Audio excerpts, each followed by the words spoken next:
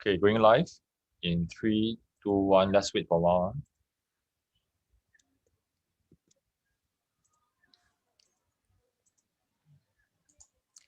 I hope it's live now. Hello. Okay, give me a minute. Let me double confirm. Okay. Yes, it's live now. Yes. Hi. Hello. Hi. Hi, Hello, Coach parent. John. Okay, Yes. just let me start first. Okay? Okay, Can. okay, sure. No problem. Okay, hello, parents. This is Coach John here from Learning Out of the Box. And thank you so much for being here. And I know that it has been 2 months since our last chat with Dr. Christina on study techniques. So today I have a very special guest, also a good friend of mine, and his name is teacher Daniel Tay. Hello, Daniel. Hello. Hi. Hi, Coach Thanks, John. thanks Thanks for for inviting me. thanks for being here. Thanks for being here. So today teacher Daniel Tay will be talking about mind mapping. Okay, he's a mapping expert and learning coach, and he's also an NIE trained ex-MOE teacher, 20 years of tutoring experience. And today he's going to talk about the science of learning how to learn. Okay, Daniel, I think for start, okay, my bad in the sense of I streamed it straight to the Facebook group. Yeah. After 2 months of not doing it, I didn't stream it to the Facebook page. But now nonetheless, I will still post it up later. Yeah. Okay, so I think it'd be good for you to share with us like your backstory, like so how did you transit from being a teacher in school to doing what you love today? How do I transit? Or like your journey, like just tell us your story. My story Yeah. from how young? When I was a From the student. time that you were born. Oh, by the time I was born. Okay.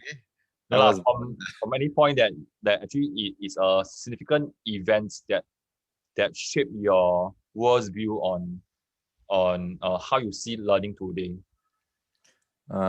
yeah, I think should start all the way back when I was in secondary school. Mm-hmm. Yeah, secondary school was when I've decided to be a teacher. That I think that being a teacher is in my blood.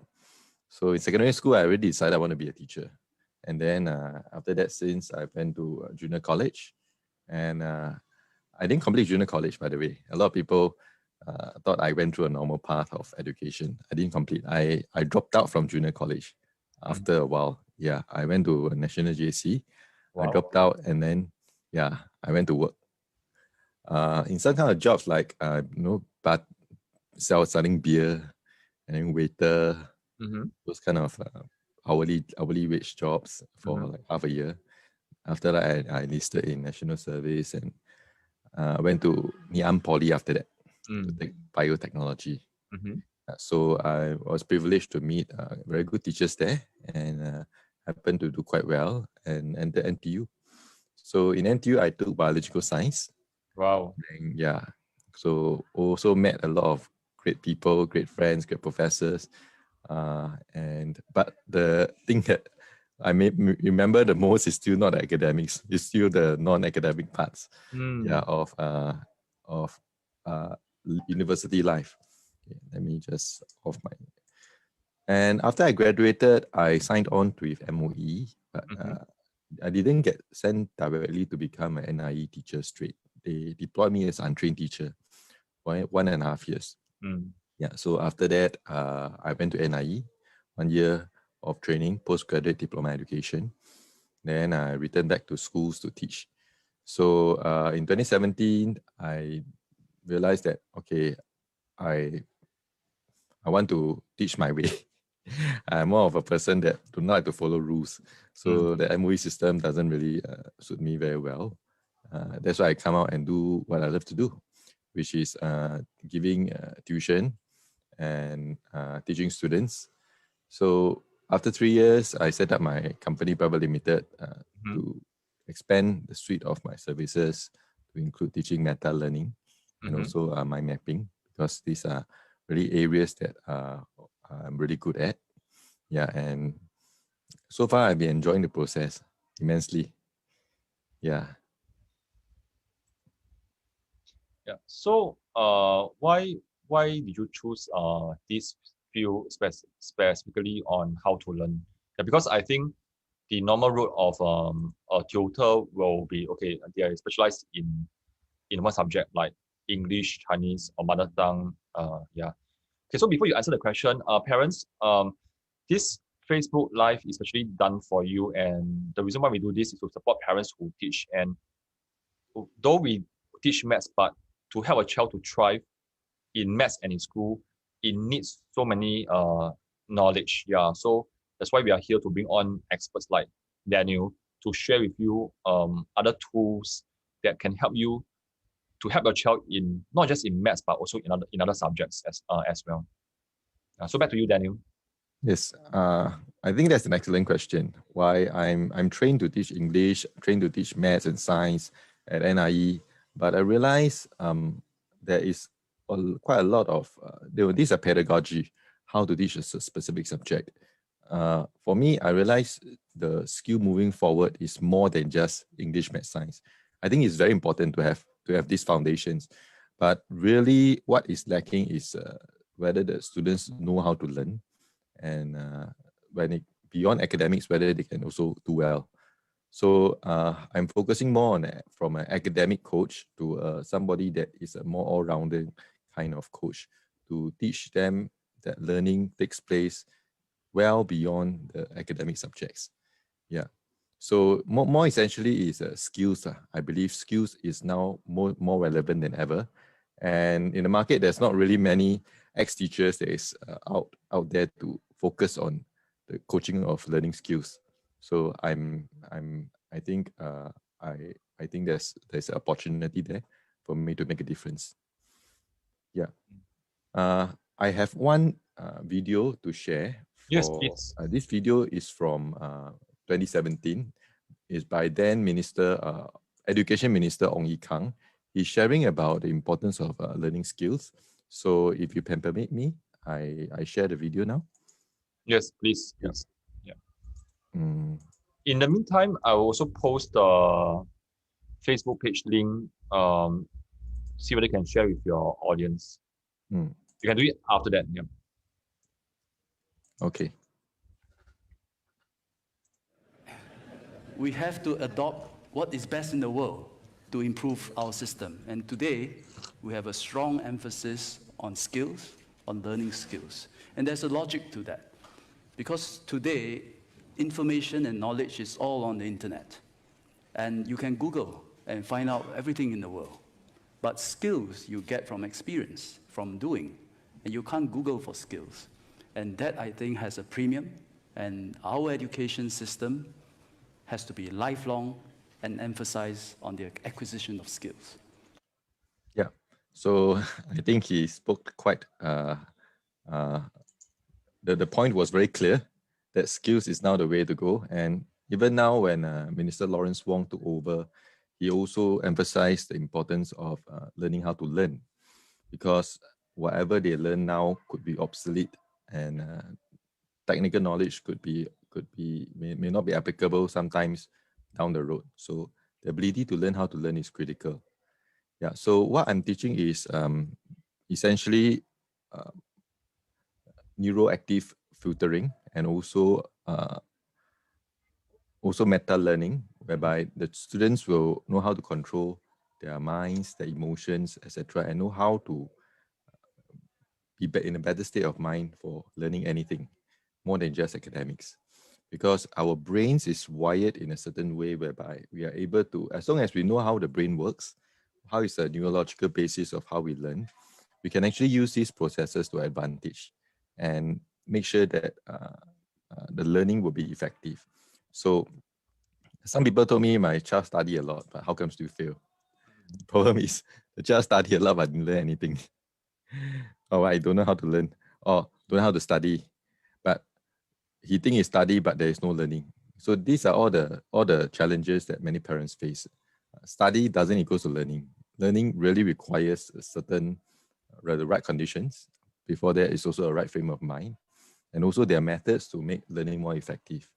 So there are times where the learning could be maybe 5%, 10%, when if you use correct methods, it could go up to 40, 50, 60%.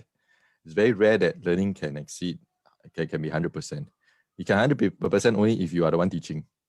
You reteach the same thing, you learn 100% again. Yeah. So these are signs that there's a sign. So recently, I think just a few days ago, if you see the newspaper, NIE in NTU, they opened a new center called the Science of Learning Education Center, SOLEC. Oh wow! Yeah. What does it do? Well, it use science. It use science to measure the physiological parts of students when they learn. So they have control group. They have another group that is being measured or being learned. And you know, medical equipments, medical instruments like EEG, electroencephalogram.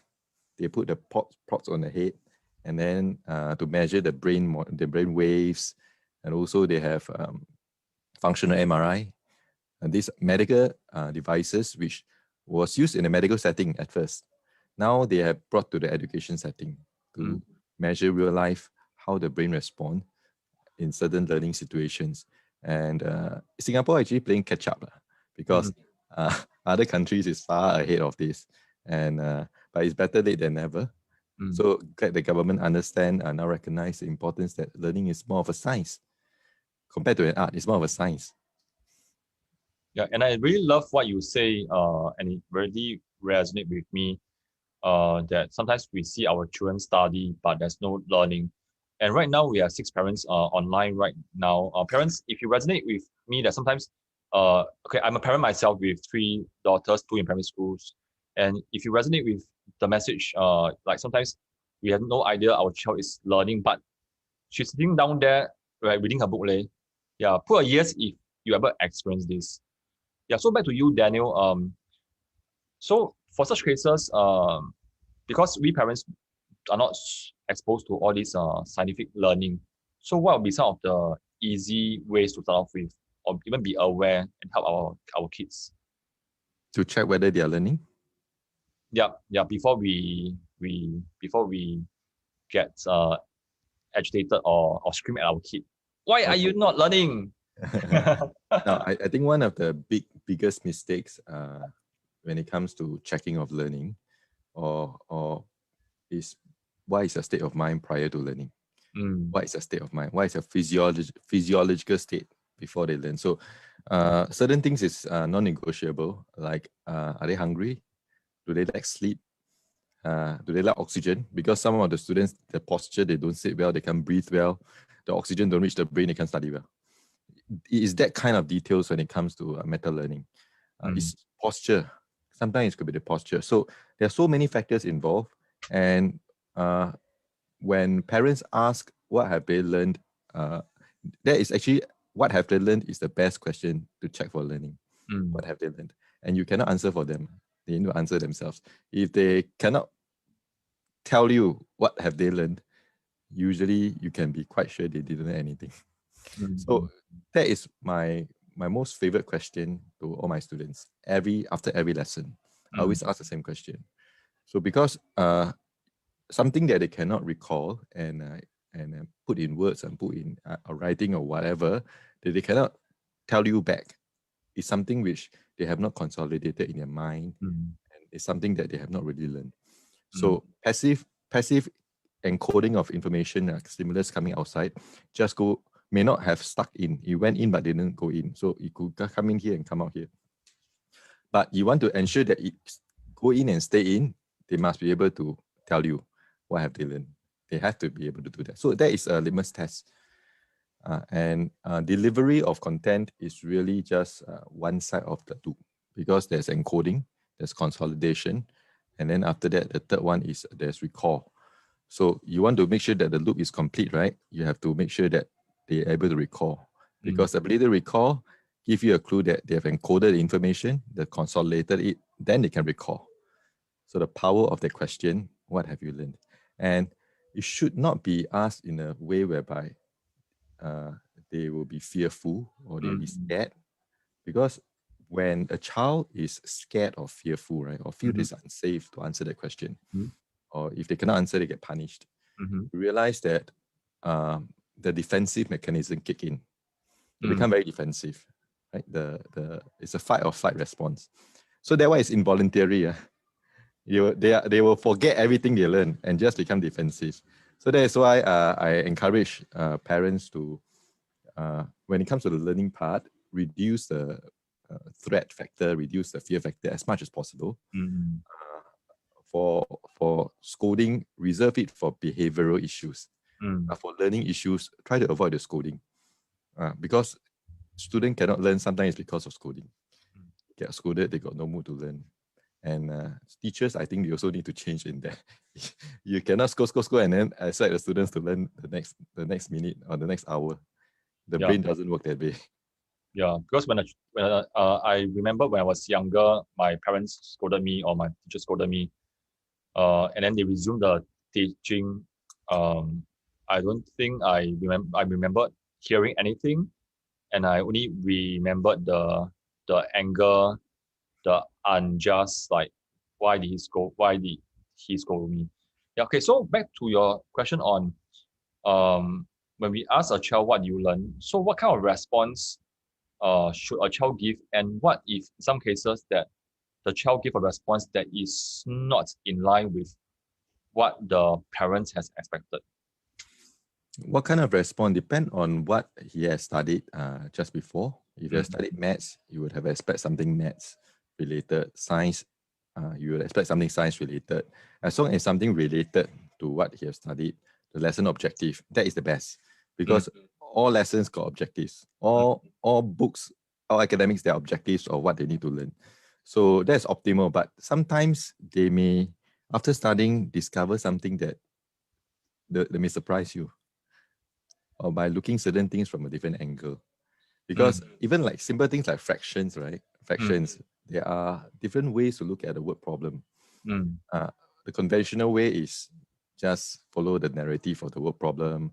Peter has how many apples, who has how many oranges, and he can solve the problem for you. That is a normal kind of solving. If that can be done, okay, the child has met the lesson objective. But if the child is able to ask questions like, how come this John or this whoever buys so many apples?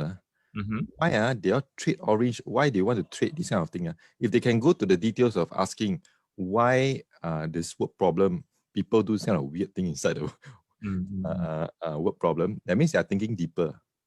It's called situational awareness. They are aware of what question is being thrown at them. Why do they have to exchange things and become equal after that?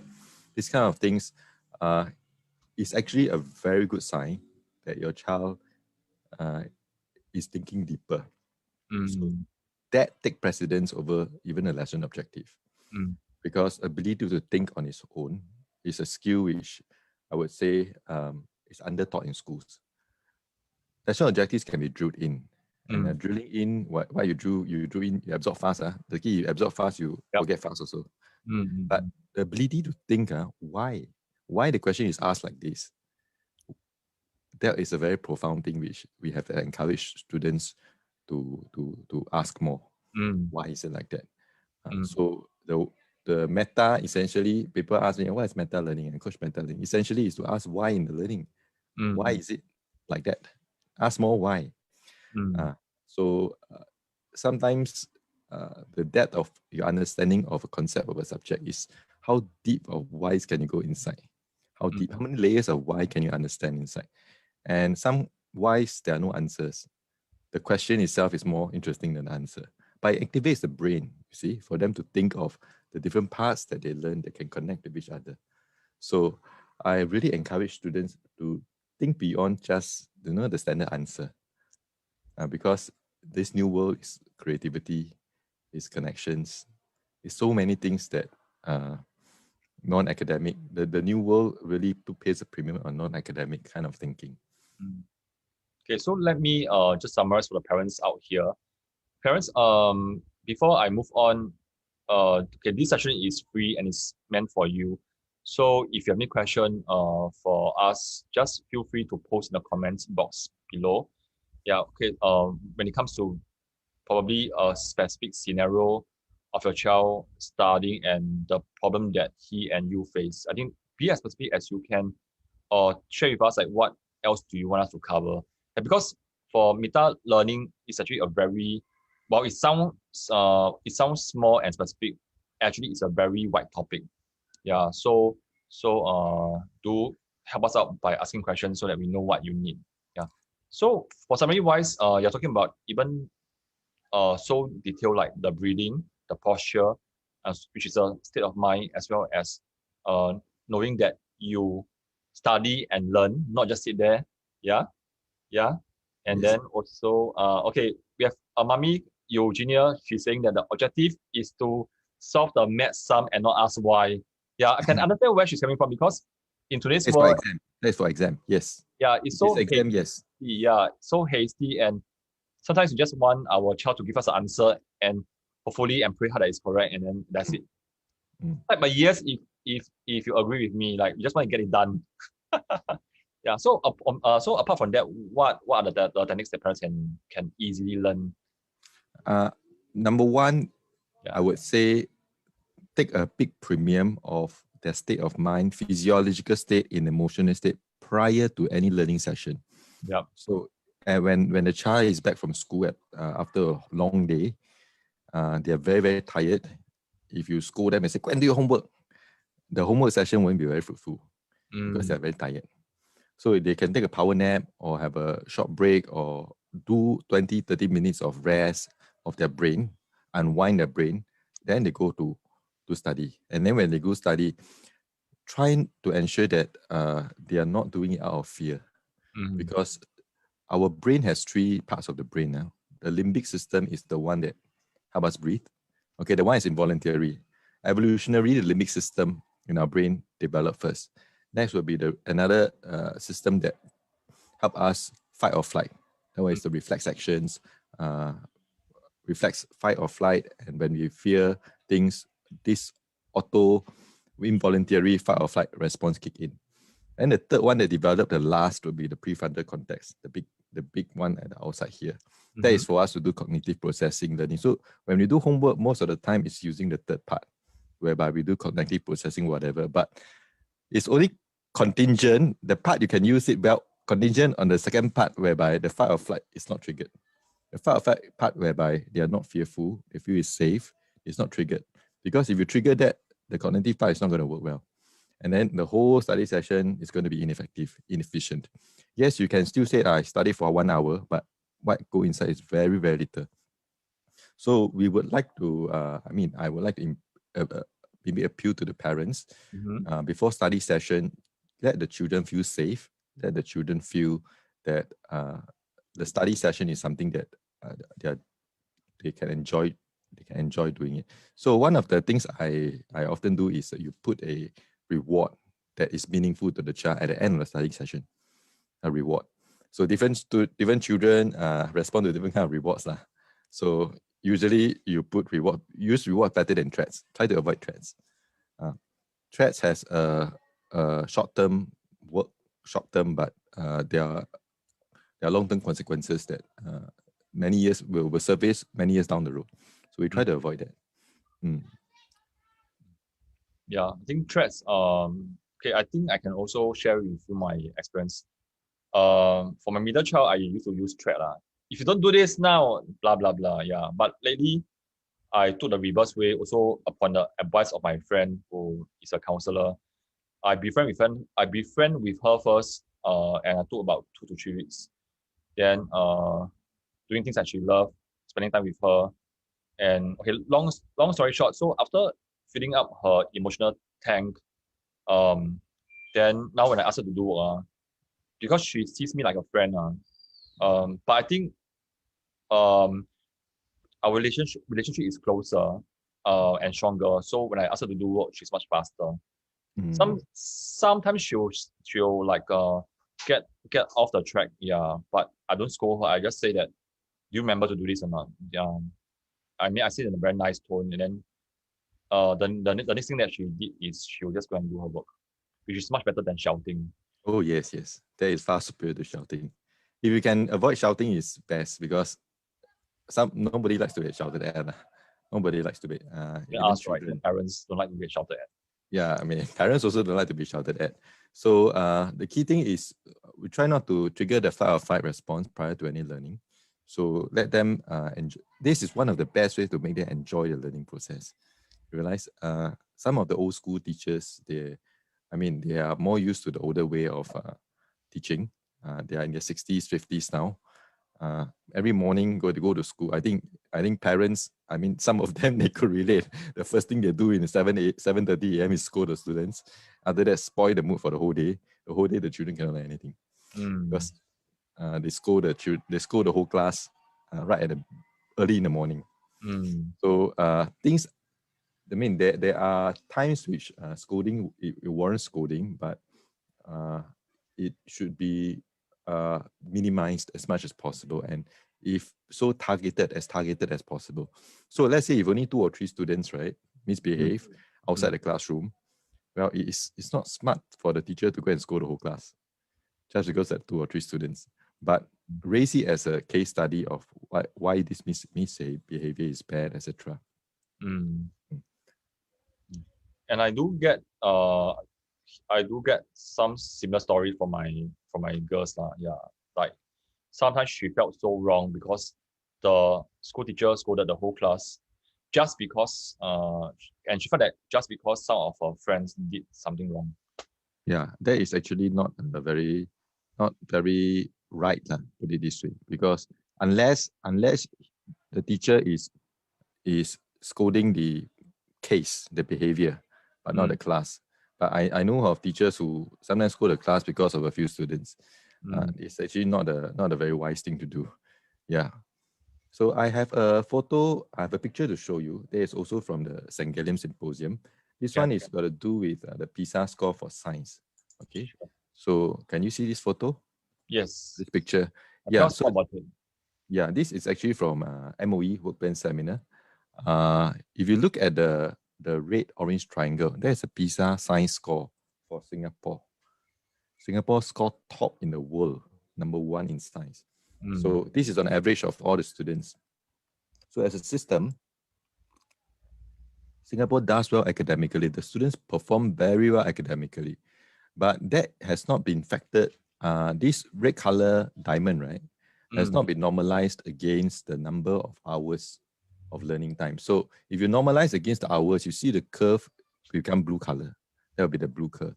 And then Singapore actually drops below average, the OECD average. Meaning the Singapore student, they spend more time, more effort to get diminishing returns. Yeah. So the top countries, you look like Finland, look at Germany. They spend less time, but then they get more returns. So it's also whether the learning is effective and efficient. So there's only so much, we only have so many hours a week, so many hours a month, so many hours a day. So we want to spend it all on a specific subject, because after certain hours of learning of that one subject, the brain will not be able to absorb that effectively anymore. So switching subjects, switching topics, switching types of learning things, like from academic to non-academic, all these things actually help the whole brain to develop better. Yeah, so a lot of parents which send their children for enrichment, etc. Actually, this enrichment, as long as it's not excessive, this enrichment are good things that will support their learning in school. Yeah, and best are not to those kind of sit down and then just fill in more worksheets and papers. They have enough of that in school. Do something that they can move around, or they can. It's a skill related kind of enrichment. Yeah, that would be much better for them. And also AI, because now technology is kicking. AI has become artificial intelligence, become more and more sophisticated, more and more powerful. So artificial intelligence is able to learn already. Right? A lot of problem solving, AI is able to learn. So if AI is able to do it, right? If you move down a few years down the road, a lot of things that AI can do, they will not hire humans to do. So if you are very good at doing things that the AI can easily replace, we are not going to, the children especially, they're not going to survive well in the new world. So there's one thing that AI cannot do yet. I can be very sure. AI cannot learn how to learn. So that's why I am promoting this skill now. Learn how to learn, because that's a superpower that make them employable. That's a superpower that make them for life. They're able to have that edge over artificial intelligence, over robots, over things that essentially they cannot control, but they can control whatever skills they want to pick up to make themselves a living, make themselves useful to society. And I really like the way that you say that it's important for the child to learn a skill and not just do more worksheets, which is something that they are already doing in school. From my own experience, I know that some parents prefer to have more worksheets because sometimes if the tutor ended the lesson without showing the parents that the worksheets are done, they are going to ask the tutor, so what have you been doing in the past 1 hour? Yeah. So I know there's some like struggle there, that we know that as educator, we know that learning is important. And yet to most parents, I feel is the worksheets. Yeah. So what will your advice be for parents who knows this, but they also believe that skills are important, but they're so stuck in the system that worksheets are important and they can't seem to get out of it. I agree. Actually, worksheets are important, but how the worksheets is being filled is more important. If let's say the parents, the tutors, come out with the worksheet every other lesson and say, okay, I filled up this thing, this lesson, the students learn all this, and then the child brings back. Then after that, the parent keeps the worksheet and just asks, so what have you learned in the worksheet? If the students cannot answer, the whole session is actually wasted. Because that is no different from having a teacher just show the answer screen. Okay, now let's copy the answer and then reproduce the answer key on the worksheet and then let him bring home to account to the parents that, hey, we have done this worksheet. Because parents didn't sit through the whole class, man. They didn't know that how the worksheet got filled. But if the parent is able to just ask a question of the worksheet, okay, and the children can answer whether verbally or written or any way, without reference, then you can say the learning has taken place. So worksheet is essentially, I believe, a control method to say, okay, this is evidence of something has been done. But the real evidence is the ability to recall what have been learned in that lesson. Yeah, so my students often, after they have learned something, right, they record everything down, right, in their notes. I will take the notebooks away and close it and say, okay, what do you remember inside? If they cannot recall, whatever they take in the notes is blind transferring. Just blind transfer. Blind transfer, nobody would, I mean, it is a very low cognitive load thing to transfer things from the whiteboard or to the whiteboard, just to hear and transfer. Because that is no different from, I mean, what skill does it trigger? What cognitive, what learning does it, how much learning would there be if you just record things down? So a lot of parents probably, one of the best way is to ask them what have they learned and make sure when they answer, they don't refer to anything. They can answer, then yes. And if the tutors can consistently produce students after tuition lesson and they come back and tell you, Papa, Mama, this is what I learned from tuition. This is what I learned from it. Without parents even asking. That is the gem. That is one of the best tutors you can get.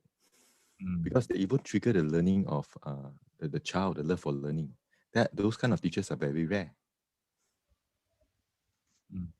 So sounds like we also need to go back to the purpose of why worksheet is even invented.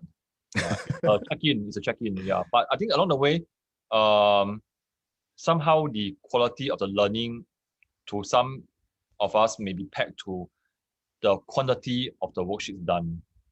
Yeah. And there's a mismatch there, I feel. Well, it is how much worksheet they completed and how much learning took place, they are quite two different things, you see.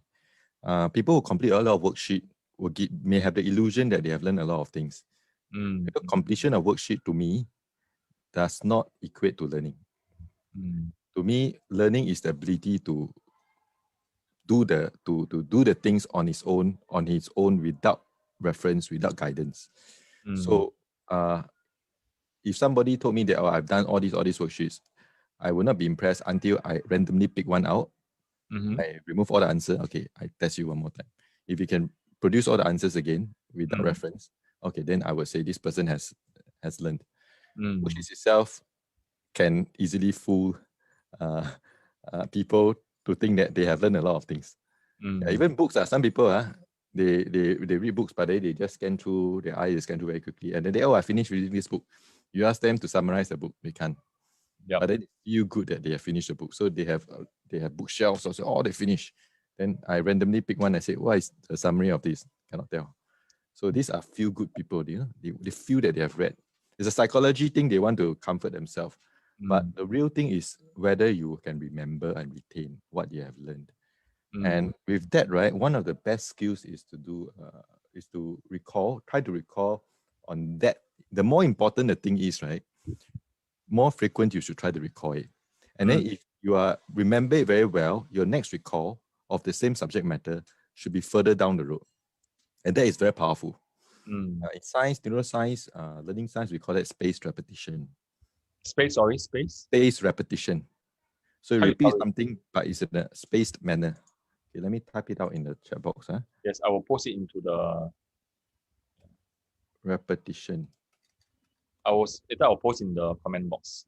So what I emphasize a lot is the active recall. That means you stimulate them to recall what have learned, and then in a manner that is spaced out further and further. So if they couldn't recall, you have to wait for a while and let them struggle a bit to recall. Many times I realize, they try to recall, then the parent fill out the answer for them. That one you miss a learning opportunity for them. Because when a student is struggling to recall what was it, you let them struggle for a while. That when they discover that, it will stick into their mind longer. And there's a psychological basis behind it, right? It's called a hypercorrection effect. Okay, I'm typing it down. Hypercorrections. Yes, hypercorrection effect. So when you see that a student is struggling to recall, or your child, do not give the answer straight away. Let it simmer for a while, 1 hour even, 2 hours, or the next day, then tell them. And then after that, say, yes, it's that, I remember. But they have been simmering they're struggling to remember for maybe one day.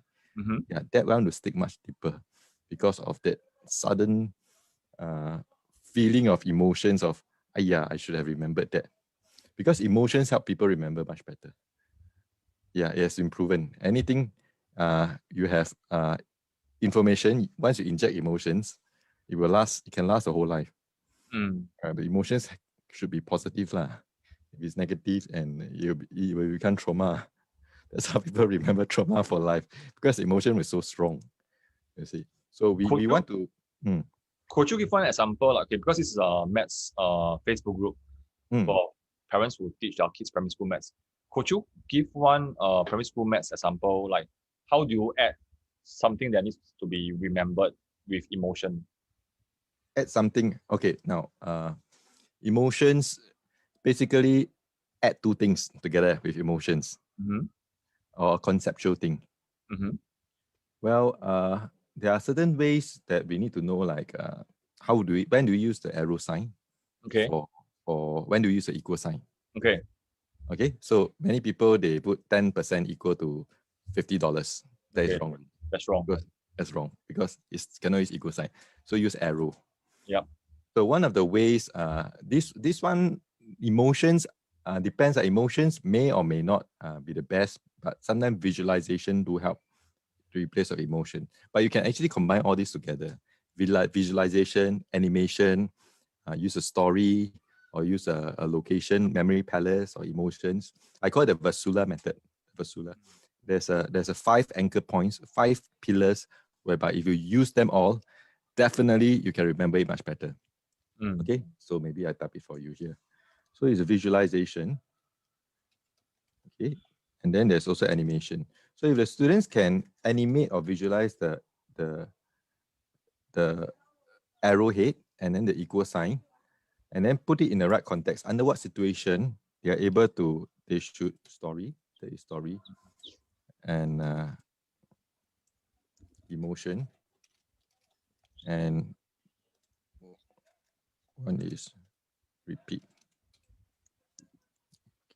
location, and repeat. So if the parent is able to, the child is able to think of, these are the methods of visualize, okay, equal sign. When is the correct time to use equal sign? When you have percentage, when you have rate. Okay, so the equal sign is quite a sharp pointing thing, right? It's an equal sign is a sharp thing. So something sharp when you poke, you will feel painful. So that is something that they can imagine and visualize, or the pain of being poked. So when they have percentage, percentage, how the percentage signal is written. Yes, it's a 0 and dash and 0, right? Yep. So usually I help my students remember, when we use percentage, you have to use arrow sign, because the percentage, right, you can easily take out one of the stroke there and poke yourself, right? Yeah, it's the same feeling as you take the arrow and poke yourself. Got it. So percentage and arrow both will poke. They have something similar. Okay. It will cause pain. It's sharp, something sharp, because a symbol. So this is visualization and using some creativity to link. Why when you choose percentage, you have to always use the arrow instead of equal? Because equal, if you take the equal sign, I don't think it's very painful. But arrowhead will be painful. So these are the kind of things, And then after they practice many rounds, they remember already. Percentage, definitely equal sign. Yeah. A simple example lah. Then there are so many ways, depend on their creativity, how they can think of associations of this with this, so that every time they see this, a brain straight away thinks, okay, it's associated with this, it linked with this. And then a cool thing is when they do the association, it is good that the association be quite ludicrous, quite ridiculous, because we remember ridiculous things more. Yeah, boring things we forget very fast. That's how our brain works. We have a parent, Eugenia, asking, it'll be quite challenging for children who is not a visual person. Okay, so how do you address that? Yeah, but the thing is, how do you know your child is not visual? Because our brain, most brains, in fact 99.9%, prefer visuals over words. Now, when they say they're not a visual person, usually, most of the time when children say that, they're a bit of a it's a bit of a self-limiting belief.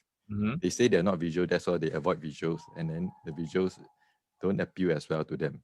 But our brains are wired to recognize pictures, images far better than words and text. So in psychology, it's called the pictorial superiority effect. It's called the PSE. So it is well studied in psychology that when people say that pictures speak 1,000 words, it does, because the brain analyze pictures much quicker than words, text. Part of our evolution. When we see a situation, the fight or flight response will kick in to help us survive. So not a visual person. Usually when that happens, right, I will complement it with audio. So visual auditory. Okay, a lot of parents say, "Oh, my child loves to read only. They don't like to see text or words." Just combine them. Let's combine and activate the different senses. So when you combine senses together, that is called multisensory learning. Okay, using here auditory, eyes, and sometimes I even tell my students to verbalize the answer out, because they verbalize, right? They are thinking before they can verbalize, and they verbalize. They hear their own voice. It's activate quite a lot of neural pathways at the same time. So when you make a student read through certain things, there is objectives to that, but the teacher need to know why they are doing it. Is to stimulate multisensory learning. Even pictures with movement and pictures without movement, the stimulation level to the brain is different. Yeah, if you have a still picture versus an animation, the animation is far superior. So I would think it is good if at any time possible, when things can be explained using animation or using live concrete examples of things moving, that will actually help the child remember much better, rather than just words. Words is efficient, but to a child that is learning fundamentals, that may not stick very well. Yeah, probably let me chip in there and see whether I can help this parent. Okay, okay, one of the examples I want to give is as a child, does he watch movies like Avengers, Disney movies, those are highly effective animation. And does your child even remember any scene at all? And I'm sure he will have remembered more than one scene. Like, because kids also, I think kids being kids, like adults, we like Avengers, and you can recall almost all the interesting fighting scenes. Yeah. So for the fact that your child remembers that, he's already a visual learner, or at least he sees something he remembers. Yeah. So I think I agree with Daniel that sometimes we put limiting belief inside our head just because of one situation that tells us that our child cannot learn visually. Yeah, so somehow we want to be open to other ways, because as our children grow, their strengths also change as well. Am I right? Yes, correct. Absolutely right. The child's learning ability, learning needs, learning styles change over the age. So when they keep telling themselves, I'm not a visual learner, I'm not a visual learner, even if they are visual learners, they will remind themselves until they don't become visual learners. And actually, I would say there's no such thing as I'm a visual learner, I'm not a visual learner. All human beings, as long as they can see, they have eyeballs, they have sight, the sight will take over, pictures will take over more than words anytime, because the brain will naturally prefer a picture over words, naturally. Very few people, they say, I don't want to see pictures, I just want to see words. Very few, because the brain is primed to see, to process images faster, more effectively than text. Text, you still need to go through processing, if you don't know the language, the text means nothing to you. But a picture, you can get people from different cultural backgrounds. They can recognize the same picture. They can, because it's a picture. It's not a language.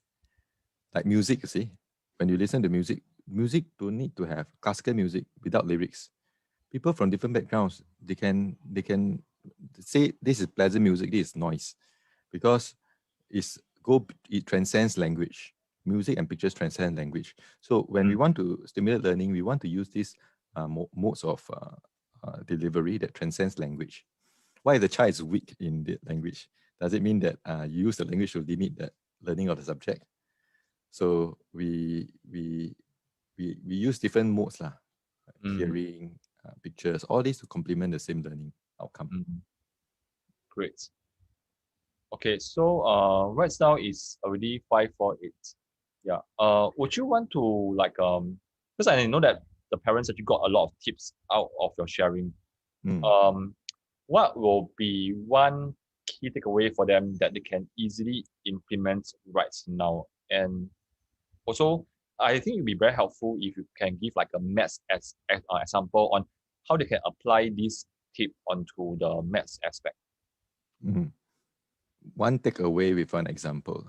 I would say, okay, the bigger picture is learning how to learn is the most important skill moving forward. Yep. And to apply in the maths is very specific. To apply in a maths context would be when a child, I say, come back with a maths challenge. Okay, usually, as what I mentioned just now, right? Instead of asking the child to produce written evidence of what they have done, get the child to recreate answers, recreate the solutions, and think deeper why the question is asked like that. Non-exact. So it's essentially ask the child more questions that can stimulate their recall. And if they can recall once well, the next time you stimulate it will be a few days down the road, a bit longer. But if they can't recall, wait for the next day, ask the same question again. So this is what I would say will help them more. Word problem, if let's say formula for circles, area of circle is pi r square, right? So some children just cannot remember pi r square. So first day cannot remember, you don't tell the answer, you give them a challenge to ask them next day again. So when students come back, the answer should come from the students. What is pi r square? I mean, what is the area for circles? The child should be able to tell his pi r square eventually. So if they cannot answer at first, let them struggle for a while, and then this easily can be found out. Ask them to go and find it out. It's inside the textbook. So the process of going and finding it out is effortful, you realize? Rather than you just tell them it's pi r square. No, tell them go and find it out. because by taking effort to find out, when they found out, it sticks to their mind much better compared to you just tell them it's pi r square. Mm. And then if they were struggling, they cannot find out, then you drop hints along the way to help them find out. So Mm. we are triggering something called generative learning to let the student generate the answer, because generated learning that from the students do stick much better. So ask the correct questions and let the students struggle a bit. Mhm. And when it need be, you drop hints. And after that, when the students or child is able to come up with the answer, give due encouragement, give due credit, Mm. the due rewards. That is how you create a system that the brain can recognize. Every time I do this correctly, I get rewarded. And once the system is set in, it's a very healthy learning kind of environment for the children. Mm. Got it. So parents, a summary for you will be, well, we get all the nice parents and students to chip in the answer whenever you post a question in this Facebook group or any other Facebook groups. One thing that I hope you can help me with it is do not show your child the answer straight away. Probably then it's a good thing you have the answer with some steps. The other thing is you will want to release the information slowly to your child and not just throw it there and say, hey, copy, submit the answer and the worksheet tomorrow and that's it. Yeah. So Yes. let your child struggle through. And I know it's very hard. I mean, I think do you agree with me that sometimes it's so hard to hold back? Go back. Whatever past is done is done. Is done. Let's move on, because parents are also learning as well. Yes. Something I mean, parents sometimes very hard on themselves, because I mean, everyday parents, even if they have 3 children, this is the first time you are having 3 children at this age, at this time. You are learning parent every day. So parents themselves also have to not be too hard on themselves. Yep. Things which, I mean, they had not been done correctly in the past, just change and do the correct thing from today onwards.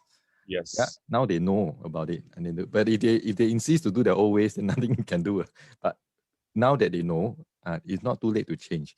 The earlier they change, the better, because learning actually really starts when they are in the mother's womb. It starts already. Mm. So as young as possible, if the parent can do all the correct techniques, correct methods, it's actually very, very helpful for the child for the whole life. Mm. Set the correct mindset that the child needs to learn more than just for school, but also for life. It's a skill that they must learn for life. Great. Yeah. So my takeaway is like no one's at fault. The parents is not at fault. The child is not at fault. Everyone is learning. Yeah. So the best way, okay, what past has already passed, the best way is to start again and then try to help a child again, because the intention is very clear and it's very pure. We are here for the kids, and that's why the Facebook group is here to support parents who teach their kids maths at home. Yeah. Yes. Okay. So Daniel, okay, one more question that I ask all my guests. Is it okay I can ask you? Sure, no problem. Yeah, okay. Okay, so do you remember the moments when you were about to take your PSLE? Yes. Yes, okay. Yeah. So if I can invite you back to walk down the memory lane, then you walk down, then you see the 12-year-old Daniel. PSLE is coming and you can see him and he can see you as well, and you got so close to him that he can almost touch you and you say hi to him. Okay. So looking back right now, what will you tell the 12-year-old Daniel? What will you tell him? Can be anything. Well, I think back then, I was totally not interested in studying. So I would probably ask him to say, yeah, you should go and study. You should go and study. because for me, at that time, I didn't study at all. And my aggregate was 219. I got 219 for PSLE without studying. So I was thinking, if I had studied, probably I would have done much better. Yeah, but now PSLE is quite meaningless to me, because the whole process, now looking back, the whole process is so I mean, learning has is much beyond gone much beyond that. And the reason why I entered a neighborhood secondary school, because my PSL didn't do so well. I entered a neighborhood primary school that, interestingly, have a few teachers that triggered the flame of teaching in me, that made me who I am today. So had I not get 219, I would have gotten to another school and may not have met those teachers. Yeah, and I want to give a shout out to any teachers who have taught me before. I'm really grateful to you because I'm who I am today because of them. So yeah, be grateful to the teachers. There are teachers everywhere, even like us, our parents, we still have teachers around. But the teachers, they don't call themselves teachers. They are teachers. Yeah. Anything you can learn from are your teachers, including painful mistakes. Yes. As I always said to the parents and the kids, mistakes are our best friends. I think I want to write on what you have said. I will change it to mistakes are our best teachers. Yes. And you need to own the mistakes, learn from it, and don't repeat again. This is the most important thing when there's mistakes. Okay, great. If the parents want to get in touch with you for whatever reason, how can they contact you? They can drop me a message. My handphone number, I can give it to them.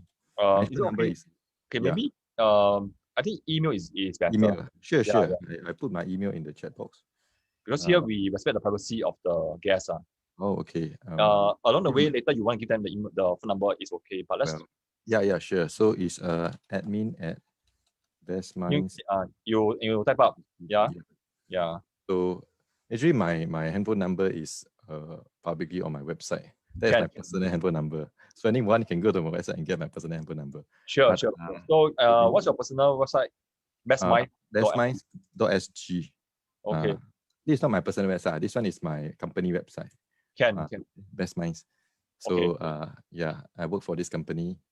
Yeah, I own this company also. So yeah, the company is me. Okay, so any parents really need specialized, customized help, they can kind of look for me. You can drop a message to Daniel. Send me a message. Parents, just a disclaimer: this is not a commission-based program where I get don't benefit anything. Yeah. Okay, actually, I benefited more than from the com if I have. No. I benefited a lot from the learning which I can apply to my kids. So something to share with you because like I told you, you are the 84th guest. Yeah. So in fact, because of all of you who have so selflessly shared, I actually tweaked about 90% of my parenting and my teaching. And right now, what I can share is I'm having a great relationship with my 3 daughters. All of them, yeah. So awesome. I'm not saying that they will climb on top of my head. They still respect me, but there's the magical part between the respect and still doing work and still coming to you and tell you and they talk to you. Yeah. So I guess that's something I can share as well. I mean, I think you're an amazing father also, because it's very hard to raise 3 children. I have already one, already very hard headache. You have 3. So hats off to you. And it's quite tough. I really say parenting is a very tough thing, but the joys, if you can raise children who end up to be contributing members of society, they can be self-independent, they can find a job on their own, they can when you can do that, the immense reward is more than worth it. Yes. Yes. And the aim of education is not just for them to pass PSLE, it's actually get them to thrive in life as well and be an adult even after we have left and we move on. They are your legacy, no? Your children are a legacy. What you teach your children, typically they will continue what the things you taught them, basically. Yeah. So the best way to leave legacy is not really money, it's your children. Yeah. Awesome, got it. Okay, Daniel, thanks so much for being here, and I really learned a lot during this past 1 hour. Thanks for inviting me. And we actually planned like half an hour, right? Yeah, but there's so much content to share, and I'm sure you can hit 1 hour. Yeah, correct. Anyway, it's a pleasure to be on your platform. Thanks for inviting me. Yeah, welcome. Okay, parents, have a nice weekend. We'll see you around. And right now, I do less of such Facebook Live with external guests because I only want to bring you the best. Yeah, so Daniel is the best. Thank you so much. Yeah. So if you see me next time, there'll be an awesome guest. Yeah. So take care and have a nice weekend. Bye bye. Bye bye.